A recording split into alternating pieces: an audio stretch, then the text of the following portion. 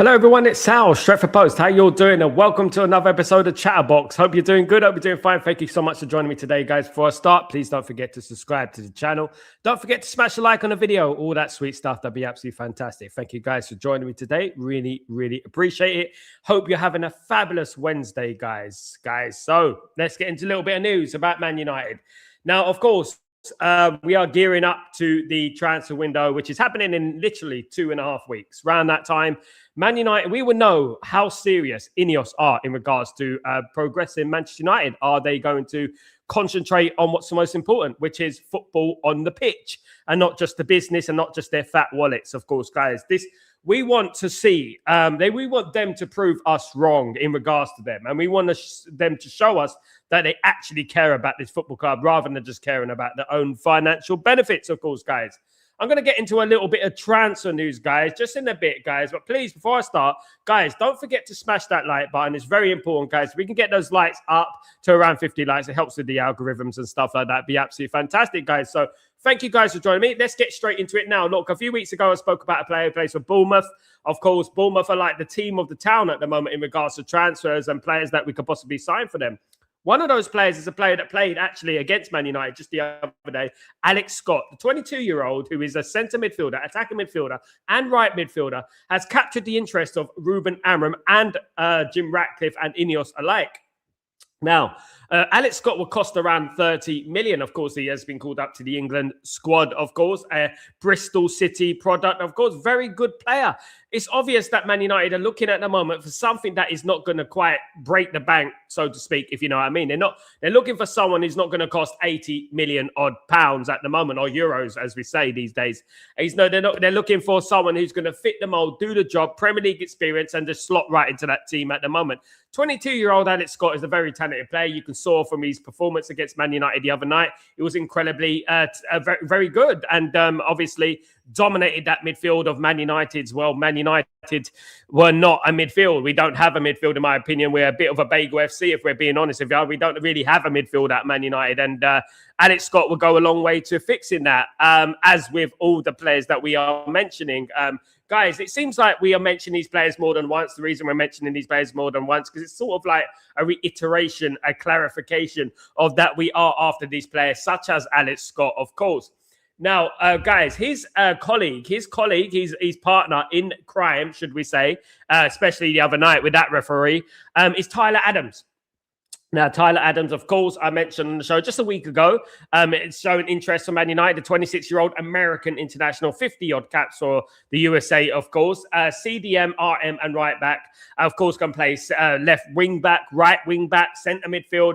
Very, very talented individual. Tyler Adams got injured the other night. He had to come off the pitch when he was playing for Bournemouth against Man United. Some of us were saying, wow, yeah, great, fantastic. You know what I mean? He's off the pitch, one of their best players. And then they had Alex Scott, who came on, who just had done an effective job as well.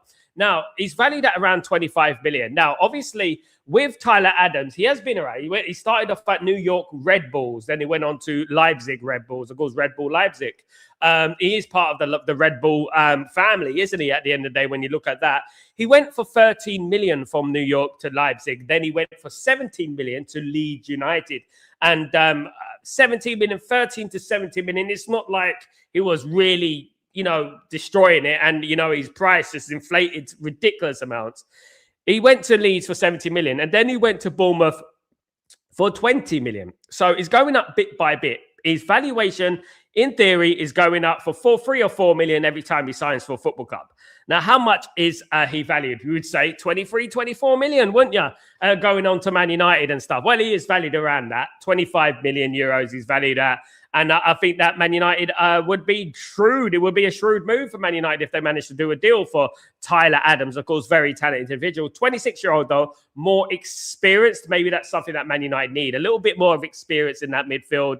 Of course, guys, because we've got a lot of young players in there at the moment. However, the midfield is a little bit aging. You look at Bruno, you look at Casemiro, they are aging. Man United do need reinforcements in that position that are going to be there for a number of years and not just for Christmas, if you know what I mean.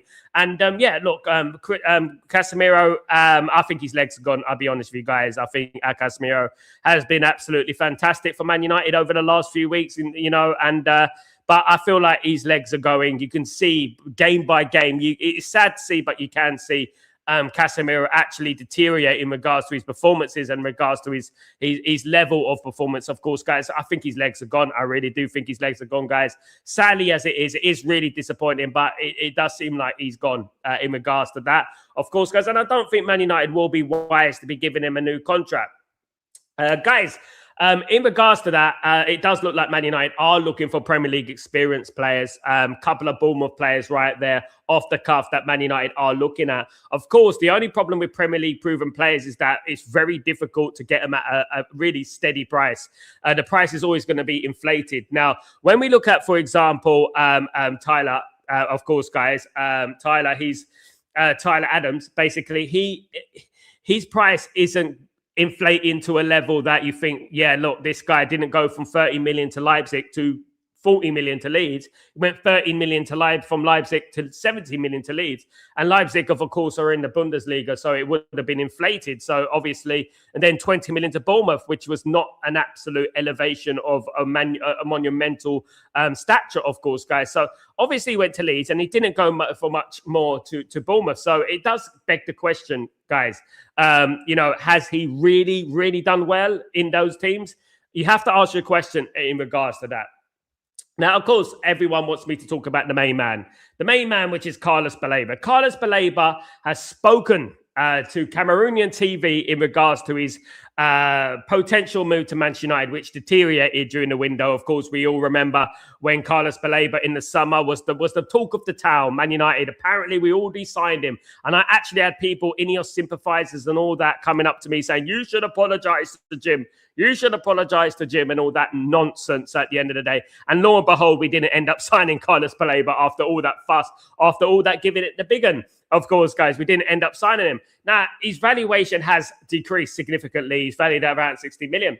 But he has been speaking to Cameroonian TV in regards to his not move to Man United, his cancelled move to Man United. And he said that he's very frustrated in regards to not being able to sign for Man United in the summer, but potentially could be signing for Man United in the future. You never know, guys, of course, guys. So that is something to look at. Of course, he's not ruling out the opportunity of going to Man United.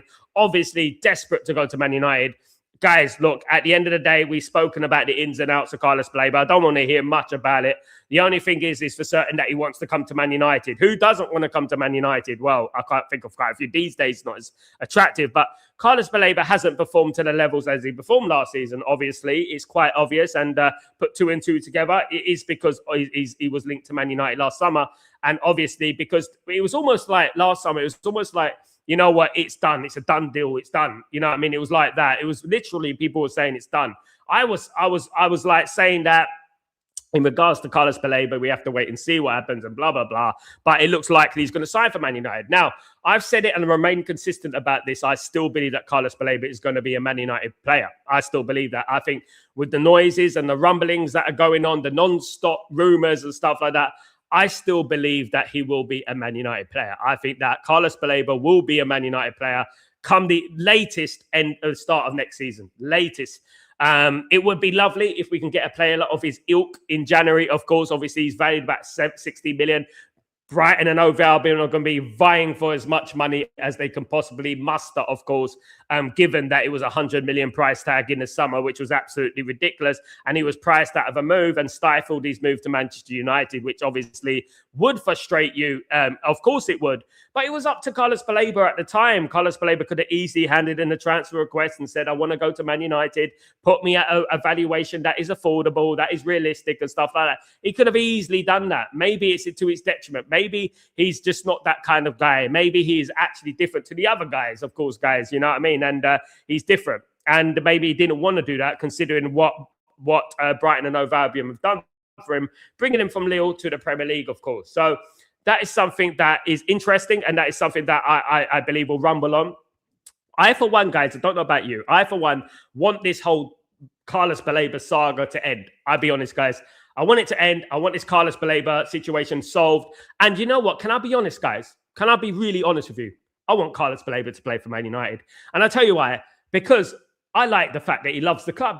I like the fact that he wants to play for the club. I like that. I enjoyed that. I really like that.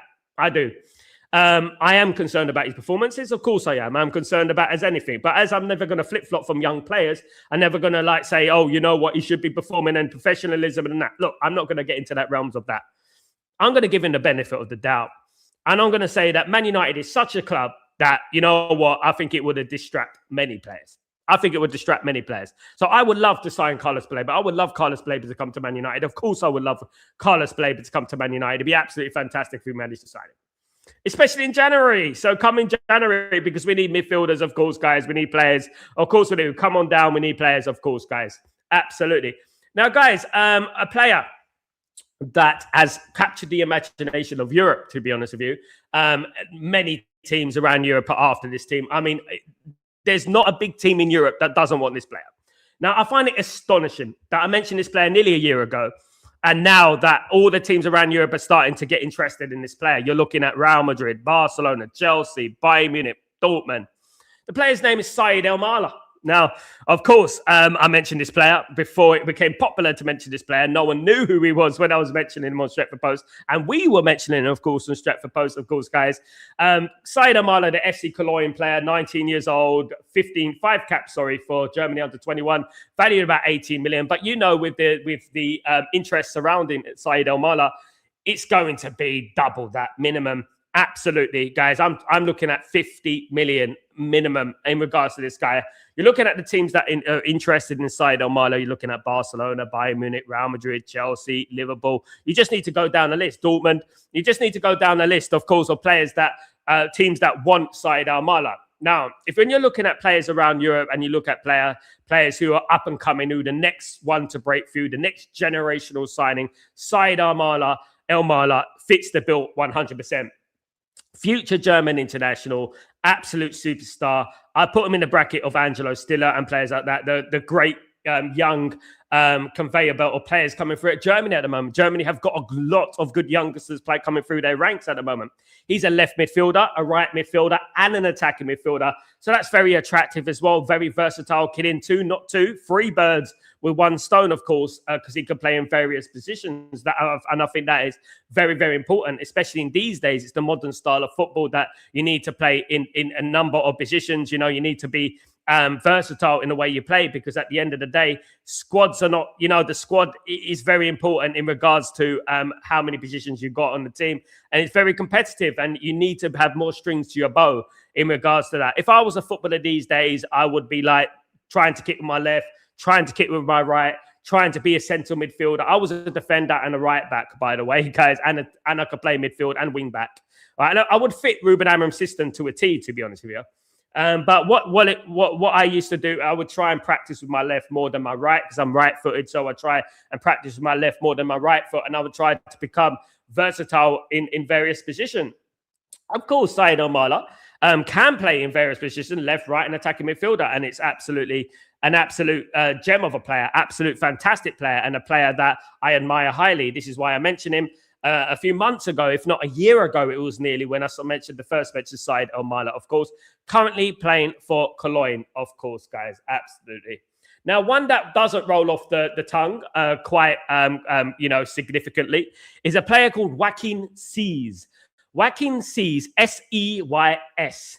Joachim Seys is a Club Brugge left back and right back, 20 years old, Belgium, 2 caps, valued at around 15 million euros, guys. So Joachim Seys, now Man United have sent scouts out to Club Brugge to watch Joachim Seys play, and they are very impressed with what they've seen. Now, this is a deal that Man United are looking to do in January, guys. So this is very, very important. Joachim Seys is a 20-year-old left back, right back, Club Brugge, 2 caps for Belgium, already obviously a very good player. He's only valued at 15 million. So, Man United could quite possibly do a deal for this lad in January, which will be an absolute brilliant piece of business, considering the right-hand side of our team is obviously null and void now the AFCON is going on at the moment. Joachim Seys can play right back. He's specialist at right back, can play left back as well. And he's good in both sides, of course. And I like this. I like this deal. I like this. This looks to me that we are actually scouting. We're looking beyond our nose, of course, guys, at what is the obvious. But when you've got a player playing for Club Brugge, he's got 2 caps for Belgium, you know that he's a good player. And I like the fact that we are scouting this type of player that not many people have heard of, Joaquin Sees, of course. So I am excited about this one because I actually feel that this one has legs. Of course, the player has legs, but I mean, the deal has legs, of course, guys, absolutely. But Joaquin Sees, 20 years old, left back, right back, Club Brugge, 2 caps for Belgium, 15 million. Man United, now, look, you know what? We're going to get these type of players. We're going to be linked to these type of players. Of course we are, because Man United are looking for bargains. They are. We are going to sign the odd player that is going to be a little bit more on the pricier side. But at the moment, we are looking at bargains for January. And that doesn't mean that the players are less talented. It doesn't mean that at all. It just means that we're trying to be more shrewd in the way we're doing business. Of course, the key signings for me would be Adam Wharton and Elliot Anderson. Those 2 players would be an absolute game changer for Man United. Imagine we had Elliot Anderson and Adam Wharton in our team with, for example, attacking midfielder, a Said Almala as a number 10. Imagine that happen with Mbeumo and Cunha and all that. Imagine that. It'd be absolutely phenomenal, wouldn't it? When you just think about it, it would be absolutely crazy if we managed to do that. However, I don't think anything is like that is going to happen. I think Man United will sign a midfielder in the range of about 70 million, but that will probably be an Elliot Anderson or Adam Wharton. It wouldn't be both. But Man United are looking for bargains in January. They're looking for bargains in January. They're looking at players they can bring into the football club that will make a difference straight away. Or they are incredibly talented and generational player like Said Almala, for example, and Joaquin Keys, of course, guys. Not Joaquin Phoenix, Joaquin Keys, of course, guys. Joaquin Sees, not Joaquin Keys, not Richard Keys, of course not. Absolutely not. Joaquin Sees, his name is, and he's 20-year-old right back, left back from Club Brugge. Something to keep an eye out on that, guys. Let me know what your thoughts are in regards to all the transfer news, what's going on at the moment. We are gearing up to the transfer window, of course. We have not got long, guys. We literally got 2 weeks until the transfer window opens. So all the rumors are going to start coming out nice, thick and fast in regards to that. And the rumors will start getting more and more serious, guys. Of course, guys, the closer we get to that window, of course, guys. Absolutely. Big up everyone in the stream. Big up Marky Mark. What's going on, you legend? Hope you're doing well. Afternoon sound, the community. How are you, my friend? Very good. Good to see you, mate. Sorry I had an interview right now, but we'll get back to you. Glory, glory, Man United. Marky Mark, best of luck on the interview, my friend. You're going to smash it, mate. Big up yourself. Hope you're doing well. Big up Danny B. What's going on, my friend? Hope you're doing well. Peace and blessings, RJ. Hope you're doing well, my friend. Hope everything is blessed with you, my friend. Good to see you. We needed a replacement for Casemiro. Yes, we do. Absolutely. I would still take him as well. Absolutely. If it's January, this is the key for me. If it's January, I would take Carlos Baleba. 100% take Carlos Baleba. I would take Carlos Baleba in an instant in January. However, if we got, for example, 100 and 150 million to spend in the summer, and Man United said they could sign 2 midfielders, what midfielders are you going to go for? Are you going to necessarily pick Baleba? I'm playing devil's advocate here. Or are you going to pick Anderson and Wharton?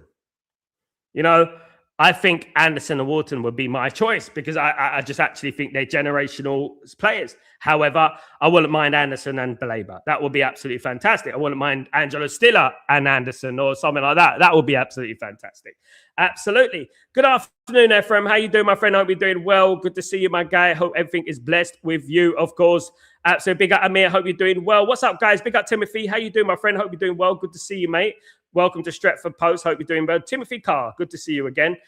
Ephraim, Sal, you are a better scouter than Manchester United scouters. Thank you so much, Ephraim. I do try my best. I've got my ear to the ground in regards to that. Luckily, I've got people at Man United who actually know transfer windows. But don't worry about this, guys.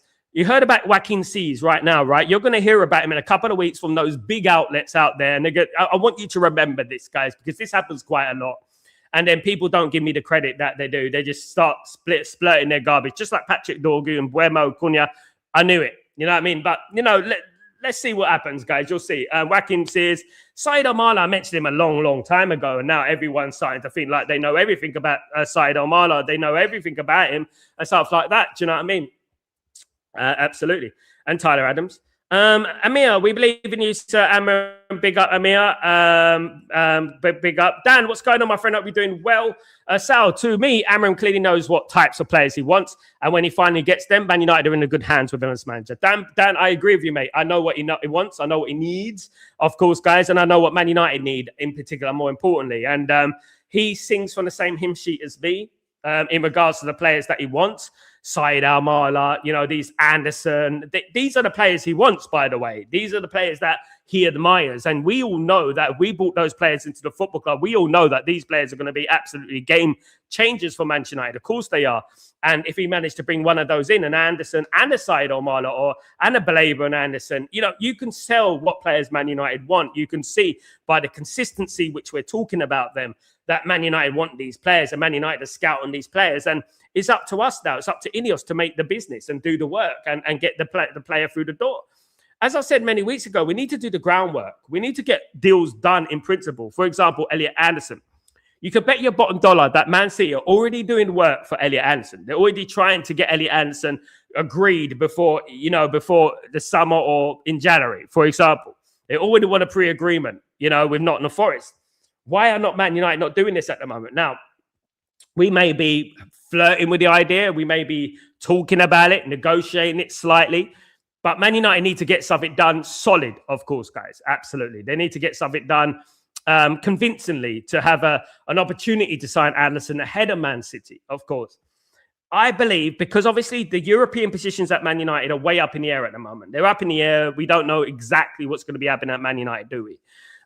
In regards to Champions League, of course. So Man United would be very smart and shrewd to get the deals done maybe in January, because obviously we won't know what's going on there. Obviously, there was that ridiculous rumor about Man United not wanting to sign in January because we don't know where we will be, guys, and in the summer and blah, blah, blah. Guys, listen, many teams are going to do business in January. Lots of teams are going to do business in January. It's a perfect opportunity to solidify your place in the top four. It could be the make or break. We said it last season. Last January, a year ago, that, Man United, they need to sign players in January to get into that Champions League because we're going to miss out. And we did. Of course we did. Of course, big up Timothy. Big up yourself. Hope you're good too. Big up my friend. I'm very well. Thank you. Good to see you, mate. Hope everything is blessed with you. Sal, after this Bruno interview, do you think Amram will bench him? No, I don't. Looking at the Bruno situation, this is a completely different. If I was to criticize Ruben Amram about anything, it is the Bruno situation going on right now. And I think a lot of people concur with me. A lot of people agree with me in regards to the Bruno situation. The Bruno situation, right? It's a very, very difficult one because obviously Man United apparently rejected 100 million during the summer. Bruno feels like he's not wanted. He wants to be wanted and all this business, all this malarkey and stuff like that at the end of the day. And, the problem is that Man United are a little bit, tiny bit forced to play Bruno because obviously he's a 100 million asset at Man United. And obviously they could have got that money for him. Now they value him at around 100 million. So Man United are more obliged to play him.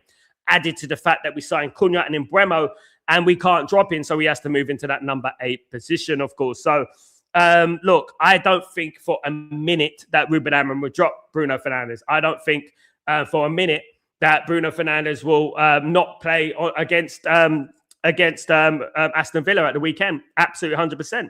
My only concern and my annoyance, should I say, about this whole thing is the fact that it's come out at this time, should I say, guys. It's come out at this time. It's terrible timing. It's ridiculous timing. It's not good for the football club. It's not good for us going forward. And that's what I would say. I felt like he could have done this in the summer, if I'm being honest with you, because right now we need Bruno right now. With the AFCON coming, look, we're not going to have Mbeumo. We're not going to have Ahmed. We already haven't got Mazraoui going into the games next week. This week, of course, and Saturday, of course, and Sunday and Monday. So, look, I feel like it was bad timing. I feel like it shouldn't have been done now. But obviously, this is the nature of the beast in regards to Bruno Fernandes and the mouths that we have at the football club, isn't it, at the end of the day? It feels it ideal to do it now. I just feel like it's ridiculous. It's bad. And it harms the football club. You love the football club, Bruno, right? Like you said you did. You would have waited to the end of the season, really, to do something nonsense like that because you know that people pick up on it, isn't it? And I would just say that on a human level, right, man to man, I would tell him that to his face. I would say, look, guys, people who know me, people know that I worked with Bruno Fernandes' brother. I know the family, by the way. I worked in the hospital in Surrey, East Surrey Hospital, by the way, with Ricardo, which is Bruno Fernandes' brother. Now, I worked with him for a number of years. So I don't have any bones or any negativity to say about Bruno Fernandes. But what I will do right, is I will call out bullshit when I hear bullshit. And I will say, listen, mate, you're doing it wrong. You shouldn't have done that, mate. You should have waited till the end of the season or done it before at the beginning of the season. You know, it would have been ideal for Man United for you to do it then rather than now, of course. Are we prepared to spend out? We should be, Sinead. We should be. Every other team is. Liverpool are, Chelsea are, Man City are. They're prepared to spend. The great thing about January, Sinead, big up Sinead, by the way. Hope you're doing well.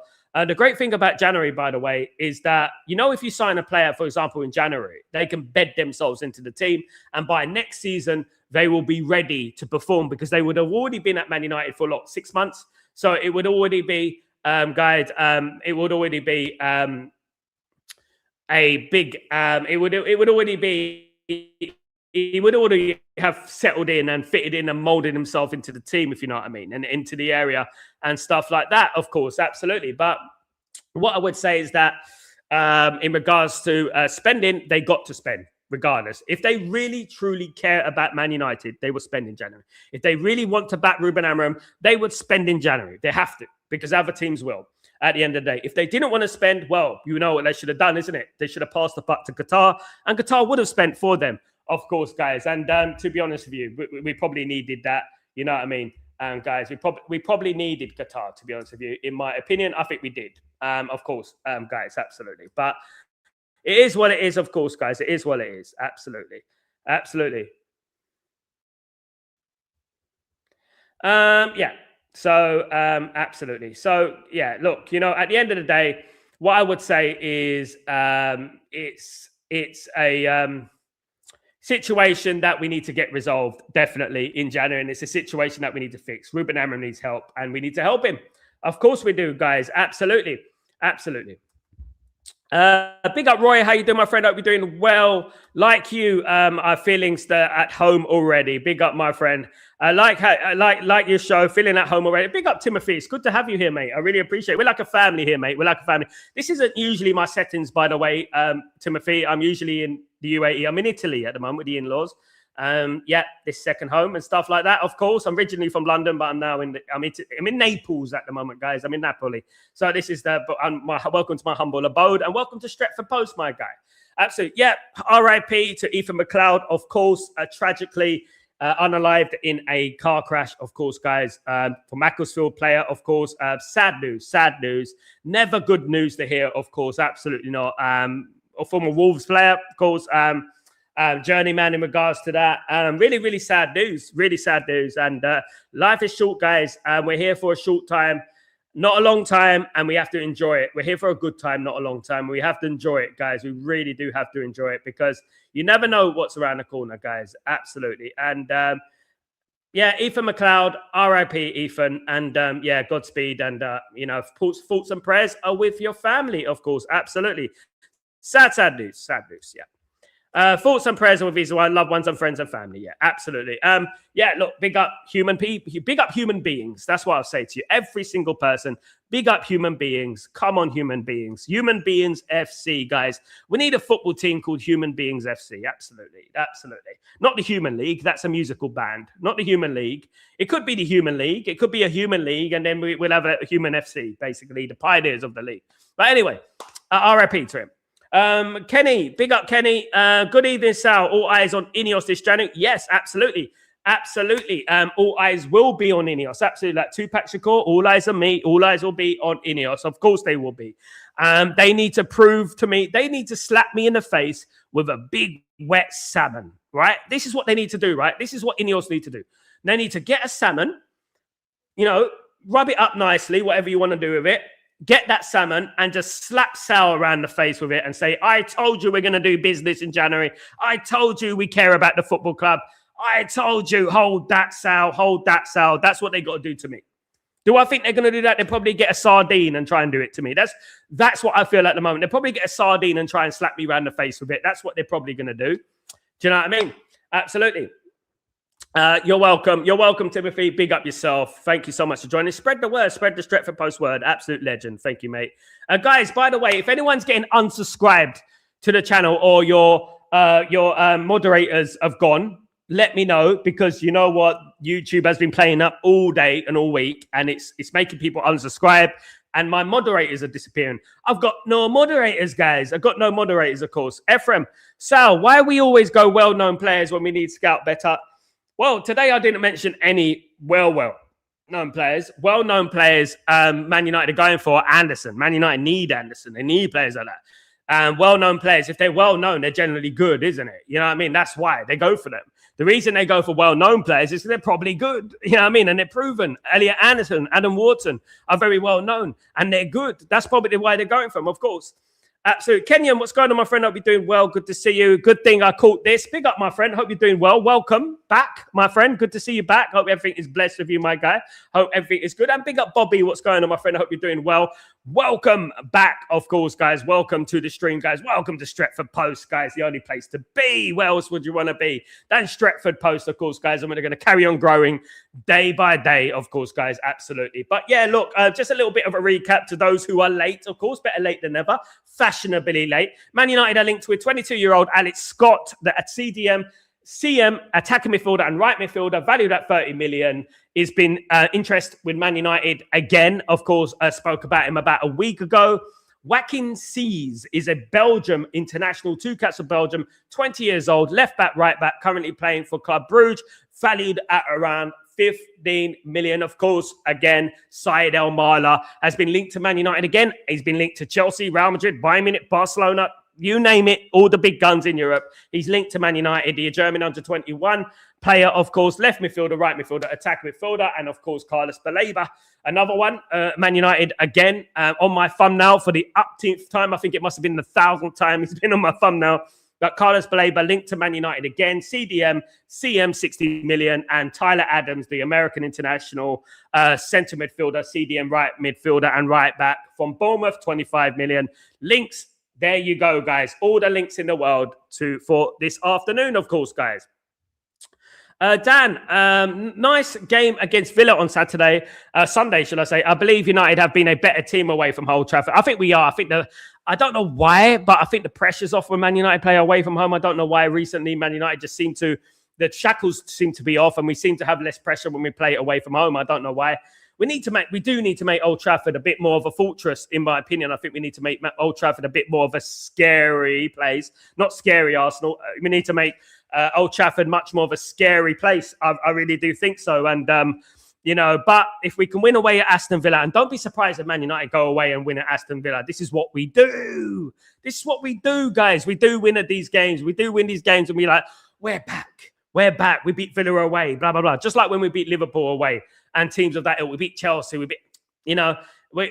back, guys. And we get all giddy and we get all happy and stuff, perhaps overly zealous and stuff like that. But, it is what it is at the end of the day. We take every little blessing as it comes because, it's not a best time at the moment to be a Man United fan in regards to things, is it? So much toxicity. You just need to look at yesterday, guys. We had the T-shirt episode with Free Kobe. We had Bruno Fernandes quotes, timely quotes, should I say, of course, which is going on at the moment. The Bruno Fernandes quotes, absolutely ridiculous quotes, of course, coming out, of course, guys. So many different noises coming out of Old Trafford at the moment. It is ridiculous. And the fan base at loggerheads with each other as well, fighting each other and stuff like that, arguing online. You name it, that's what Man United are doing. Man United fans are doing. Sal, Ephraim, big up. Is there any truth in the Roma? Roma are interested in Xerxes, but Roma won a loan with an obligation to buy. Man United are not willing to do that. Man United needs Xerxes. Man United at the moment are in no position at all to get rid of any players this January. That includes Bruno and Xerxes.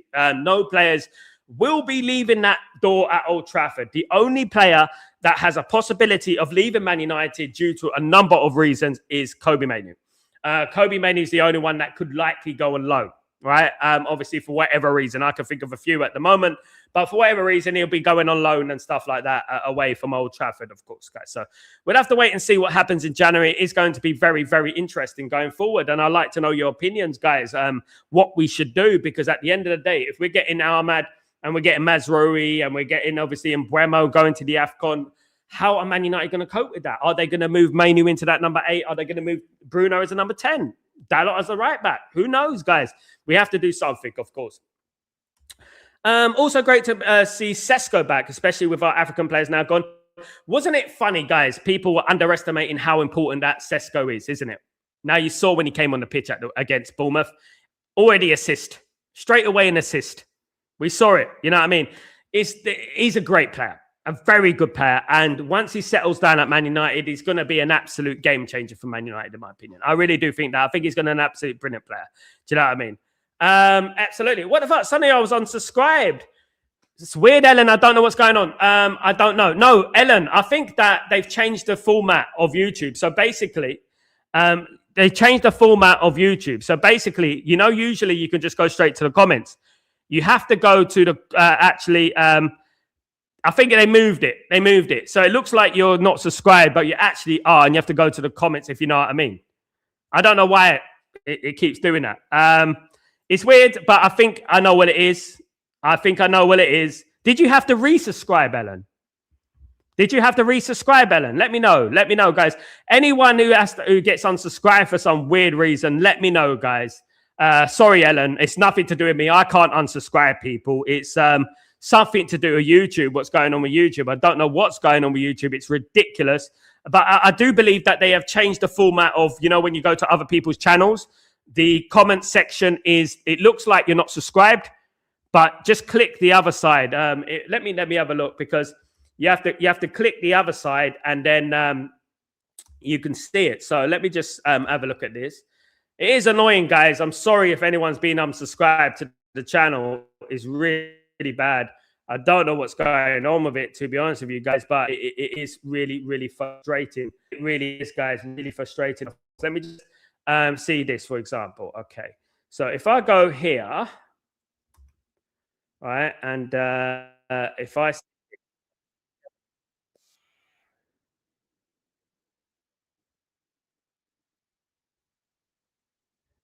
So basically, there's a thing called join. It's not join. And then you have to go to the actual comments. Don't go to join, go to the comments. And then it should be working pretty well. You know what I mean? At the end of the day, it should be working pretty well. Well, I don't know, man. I don't know. Absolutely. Drive, Lutcher, big up, Ellen. Thank you, Ellen. Sorry, guys. I don't know what's going on with that. Really stupid, isn't it? Kenny, have you had any problems with unsubscribed and all that, mate? Have you had any problems with it lately? But somehow this will be Man United thing to beat Villa. It'll be such a Man United thing to do to beat Villa, Kenny. Absolutely, it'd be such a Man United-y, Man United-y thing to do to beat Villa. Of course, it'd be incredible. I mean, you know, because we're just not playing at home at the moment. I just don't think we're good at home against any team at the moment. I think we're liable to lose points. I don't know why. We can see goals left, right, and centre. My biggest sadness was people were targeting Lamens the other day, you know, and I think that was absolutely ridiculous and sad, because he actually saved us at the end of the game. 2 massive saves. We could have lost the game. I know you could have picked the bones about the free kick. Maybe the free kick, you know what I mean? Could have saved it, maybe. You know, hindsight's a beautiful thing, of course. But he saved us in that game. And I think the abuse on sending Lamens is a disgrace. I really do. I really do think that. Considering he's playing with Bagel FC in the midfield and absolutely a makeshift defence, a young makeshift defence, of course. We know how important De Ligt is on this football team. We know how important he is. And I'm glad. There's a few things I'm glad about. Sesko. I'm glad people are seeing the value of Sesko.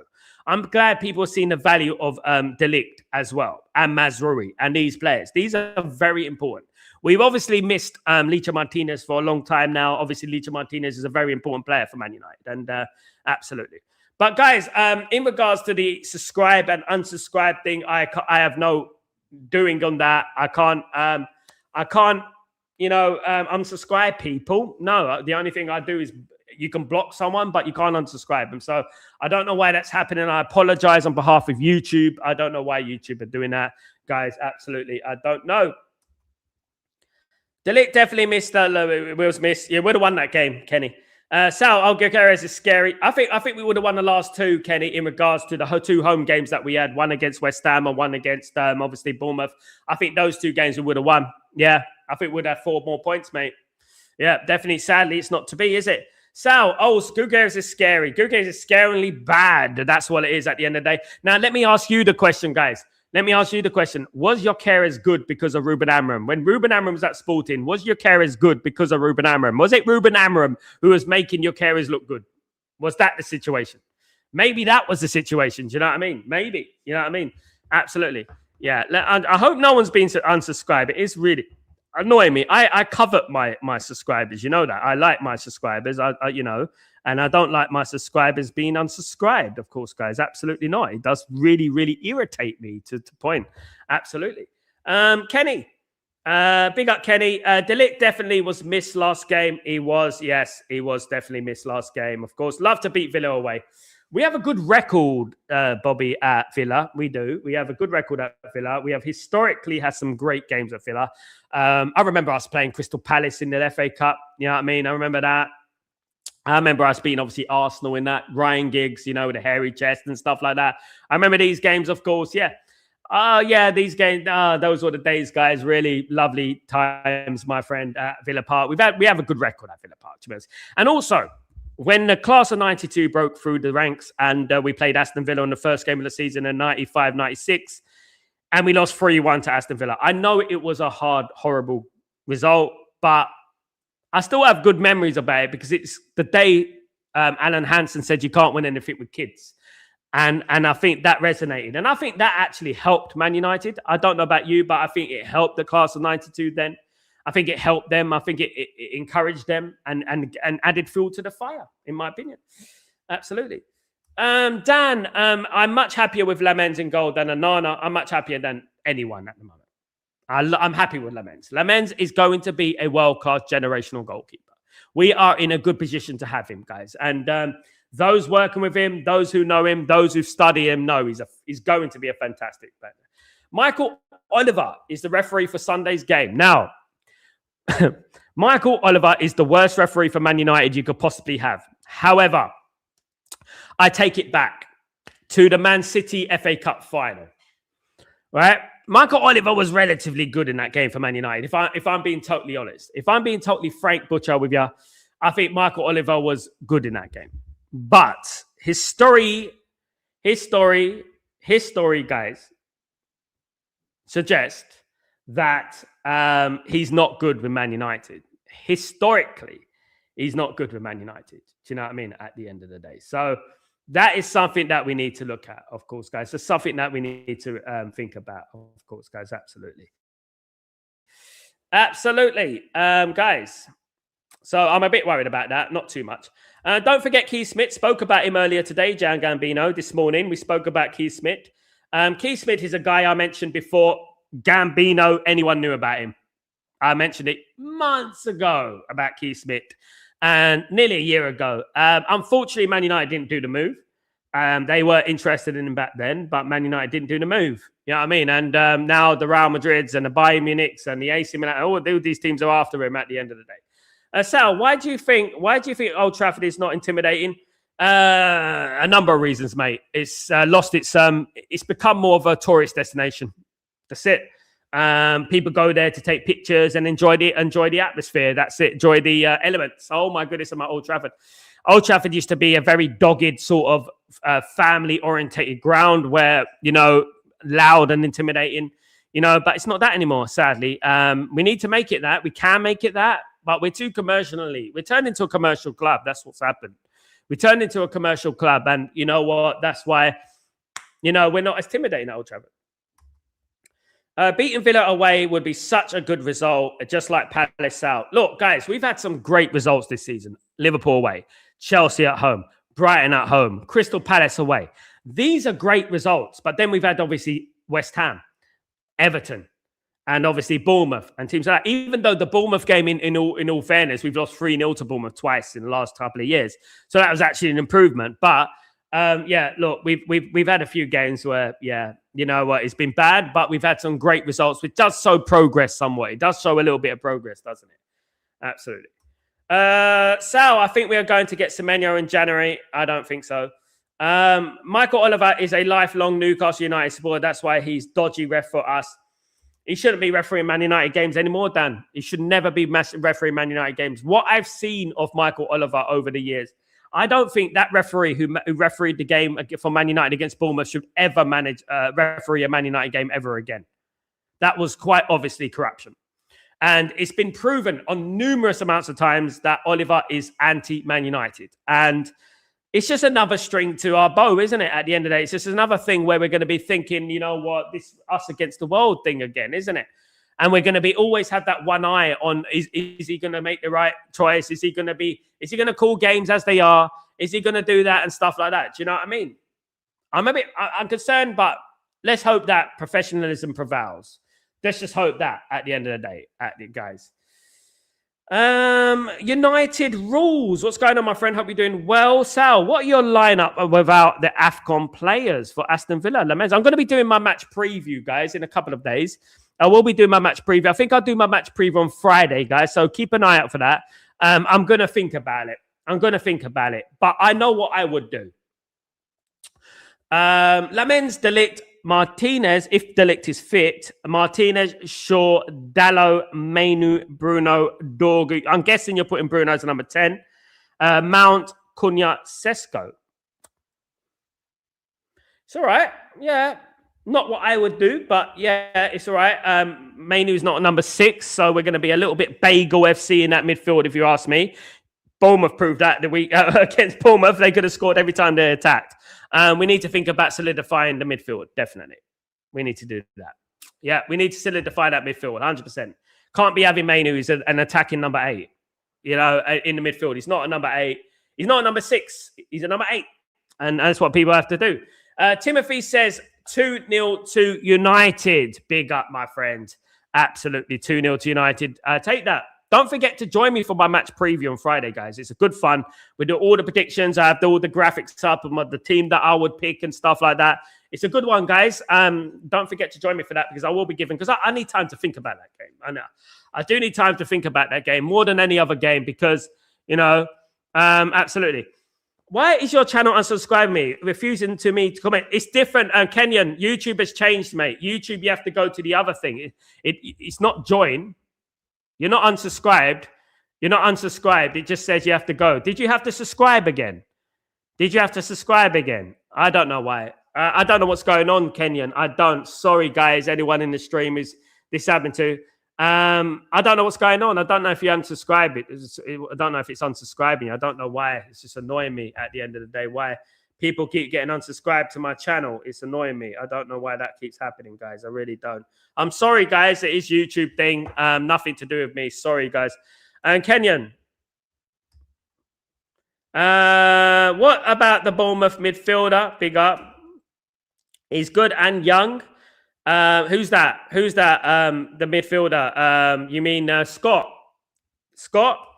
Hopefully Sesko score. I would like to see Sesko score, to be honest, Timothy. It would be nice for Sesko to score. It's been a while. I would like him to score, absolutely, and get him in a bit of run of form. Unfortunately, he got injured, didn't he? He started to get into that good form, and then he got injured, sadly. So, unfortunately, you know what I mean, didn't really get into that momentum that we needed him to get into. So, hopefully, he gets a goal against Aston Villa. We shouldn't be frightened of Aston Villa. We shouldn't, by all means, don't be frightened and scared of Aston Villa. Don't be that. And we should just go out there confident, and hopefully we can go out there and win the game. Absolutely. Dan, Ugarte will have to start with Casemiro out. He's our only natural DM. Ugarte have to start with Casemiro out. Dan, you got a point. And Dan, that's right. You're right. Absolutely. The people are looking at Mainu and classing him as a number 6. Kobe Mainu is not a number 6, right? Let me just tell you that. You can't have Bruno and Casemiro in the same team at the same time. Bruno and Mainu, sorry. You can't have Bruno and Mainu in the same team at the same time. We will get polarized in that midfield against Villa. Now, what you can do, right? Call me crazy, but move out a defender and put in a midfielder. That's it. Play a 4-3-2-1. There you go, guys. Add that. Play a 4-3-2-1. CDM, Mainu, Bruno, Cunha, and a striker. There you go, guys. Why not do that? Won't do that, though. There's many ways to skin a cat at the end of the day. Shouldn't be absolute on formations and tactics. Just go for it. You know, you can fit in every player if you really wanted to, you know? I know many ways we can beat Aston Villa. We just have to do it. At the end of the day, guys, we have to do it. We have to hope that we do. Look, Aston Villa, one of the big surprises for me. Good manager, Unai Emery. Unai Emery is an Aston Villa type manager, though. Let me just let me clarify something, all right, about Unai Emery. He is a Aston Villa type manager, just like Thomas Frank is a Brentford type manager. There are managers out there that they suit smaller clubs. Aston Villa kind of small. They won more European Cups than Arsenal, but they suit smaller clubs, and they do well at smaller clubs. Like when they move on to bigger clubs, it's a little bit difficult for them, guys. So I think Unai Emery is at the right club. Aston Villa is a perfect club for him, and he's going to be dangerous. And we ain't got a good record against him. Let me just say that. So we need to change the narrative, and hopefully we do. Hopefully we win that game. Results go our way, and we move on to the next game. We've got some difficult games coming up now. This is why this period here, West Ham and obviously Wolves and Bournemouth were 3 games that we looked at the beginning of it and thought, you know what, we should be winning those games. And we didn't win those games, sadly. But we got the great thing about football is that you can change the narrative, you can change it around, and you can change your fortunes the next week or the week after. You know what I mean? But that's what it is, guys. Aston Villa, Sunday. Guys, I will be here for the watch-along, by the way. Don't worry about that. I'll be here for the watch-along, nervous as ever. Of course, I will be nervous as ever, of course, guys. But yeah, over in Italy, just enjoying the elements, guys. Very cold, what I'm used to, of course. But yeah, enjoying it, guys. And guys, let me know if anyone gets unsubscribed again. I know that YouTube have moved the thing around. I don't know what they've moved the thing around, if you know what I mean. I don't know why people. Timothy, the guy Rodgers at Aston Villa should be kept still. Rodgers is a fantastic player, Timothy. And we have to be careful of Rodgers. You can see how good he is when he plays for England and the way he controls the game. He seems like he's been playing for England for years. And that's a sign of a great player. Just like Elliot Anderson, when he walked into the England team, it's like he's been playing for England for years. And it's not easy to adjust to international football. And Rodgers is a good player. And Rodgers will give us problems. Absolutely. We do need De Ligt for this game. Honestly, I'll be honest, guys. We need De Ligt for this game. We need De Ligt for this game. We need De Ligt to play. Hopefully, De Ligt gets ready for this game and we can play, of course. Ugarte is not in form. I would still take the chance with Mainu, just to tell Mainu to sit and control the game. You could do that, United rules, but he's not defensively inclined. It's a bit like saying to, for example, moving a defender into the midfield. He's not going to be perfect, or have attacking instincts, It's difficult to do when he's never played that. One thing I would reiterate to people, right? I would much rather play Ugarte because he's a specialist number 6. Number 6 position is not just sit back and that's it, dictate the play. It's a specialist position. Number 8 and number 6 are completely different. Ask Paul Scholes and what? Would you tell Paul Scholes to sit back and control the game? You wouldn't do that because Paul Scholes is not a defensive player. Neither is Mainu. Mainu can't tackle, and we will get outrun. What we need to do, if we really wanted to play Mainu, he's got to sort out his brother first. He's got to come out and acknowledge his brother. That's one thing he needs to do. And say, I'm sorry for my brother, by the way, because he did disrespect the football club. What I would say is that we could do 2 things. Move out a defender and put a 3 in the middle. And that's what we can do and still play the formation with the 2 in front and the 1 up front. But, Mainu would be difficult to say. But, who knows what's going to happen, Ephraim, Mainu and Bruno would be disastrous against it. You saw a taster of it against Bournemouth, how open it is when you put them in there. It'd be basketball. It's basketball. And that's the thing. You can tell an attacking player to sit back, but an attacking player is always going to be inclined to go forward. It's his natural instinct. He will go forward and at any given time and create spaces. This is exactly why Man United need midfielders, right? This is exactly why Man United need an Anderson and a Wardson. This is exactly what we were talking about in the summer. This is exactly the situation. Will Ruben Amorim play Mainu after what happened with his brother? His brother's an idiot, a prat, arrogant little crap piece of shit, basically. And he's basically ruined it for Kobe, so to speak, after a decent cameo against Bournemouth. He hasn't helped at all. It's not the one, guys. It's not the one. You don't do things like that. It's disrespectful to the football club. And I'm tired of these idiots. You know what I mean? To be honest with you, you know, idiots doing stupid things for this football club. It does drive me mad, you know, because they don't understand what Man United are. They probably don't even know who Duncan Edwards is. Do you know what I mean? And that's what I would say about it. They probably don't even know who he is. And that's what drives me mad the most. You know, it does annoy me a lot, you know, guys. And people disrespect football. And not only disrespect football, he disrespected Kobbie Mainoo. But then I'll think about it. Kobbie Mainoo obviously knew what he was going to do, you know, because if he didn't, he would have already come out and apologized for his brother for, you know, right now, you know, and I would say that. I would like to see Kobbie Mainoo, however, against Villa. I would like to see Bruno moved into that number 10. Absolutely. I would like to see Ugarte moved into the midfield. And Ugarte and Mainoo actually play well together.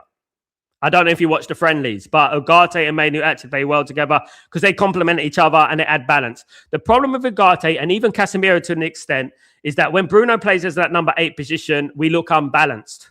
And obviously, Bruno Fernandes is very ill-disciplined in his position. And I think that happens quite a lot, you know.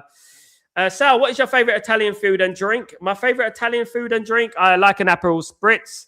And Ephraim, I do like, if I was to say what's my favorite Italian food, you haven't tasted the Italian pizza, guys. So if you haven't been to Naples, they invented pizza. If you haven't tasted Napolitan pizza, real one in Naples, you haven't tasted pizza, guys. So I would urge people to taste the pizza here. Absolutely, I would urge people to taste the pizza here. I do like my clamps. I do like my spaghetti. I like all them stuff. You know what I mean? Yeah, lots of food to say. The dessert is wonderful. I love the dessert as well. The dessert is terrible because obviously when I leave Italy and I go back to UAE, I have to jump back on my treadmill and you know what I mean, and burn all those calories off, of course, because the food is so wonderful. Over here, of course, guys, absolutely. But guys, whatever happens, whatever the team, whatever the lineup, all that matters is we're on the same boat and we're on the same page, right? We want Man United to win against Aston Villa. We hope Man United win against Aston Villa. We have to win against Aston Villa. We're drawing too many games. And the amount of games that we've missed points is stupid, right, guys? It is really bad. But I really hope that we do win the game against Aston Villa, guys, and we can move on. Guys, I want to thank everyone. Guys, please, if you have been unsubscribed, please let me know. I think they've changed the YouTube again, have changed the way that the system is. So you have to click the comment a couple of times before you do anything. Just go to the comment and you should be there. I don't think it's join. I think it's join doesn't mean subscribe. I think it's you just have to get to the comments and stuff like that, guys. I don't know why that is happening, but they are doing that regardless, guys. Apologies for YouTube, but that's what it is, guys. Thank you, everyone, for joining me. Please don't forget to smash a like, guys. Really important that we smash a like. Guys, listen, can we get to the 50 likes today, please, guys? If you could smash a like for me, that'd be absolutely fantastic. Thank you, everyone. Don't forget to put your notifications on. I will be live tomorrow for Breaking Dawn, as usual, every single morning, guys. And have a great evening, great night, great morning, wherever you are in the world. I'm Sal Warner. This is Chatterbox. Big up, Timothy. Good to see you here, my friend. Big up, Pavel. What's going on? Bruno seems like he is leaving. I want him to stay, but not as a captain. Pavel, very, very balanced comment that. Very balanced comment. I kind of agree with you. I kind of think that the Bruno situation is made worse because he's the captain. You know, it's made worse because he's the captain. You know, I think the captain's putting pressure on Bruno. I actually do believe that. I think the pressure, the captaincy is putting pressure on him. Thank you so much, United Rules, you legend. Thank you, mate. Good to see you. Big up, Noel. What's going on, brother? Hope you're doing well. So if we get Adam Wharton or Elliot Anderson next transfer window, that would be great. It'd be amazing, mate. We won't get him in January, though. Definitely not. I'll shave off my eyebrows if we get those two on January, guys. I don't think that's going to happen, to be fair. But big up, Noah. We should get him anyway, eventually. Hopefully we do, guys. Have a great afternoon, evening, night, wherever you are in the world. I'm Sal Warner. This is Chatterbox, and I'll see you tomorrow morning, guys. Keep it up. Take it easy. Peace.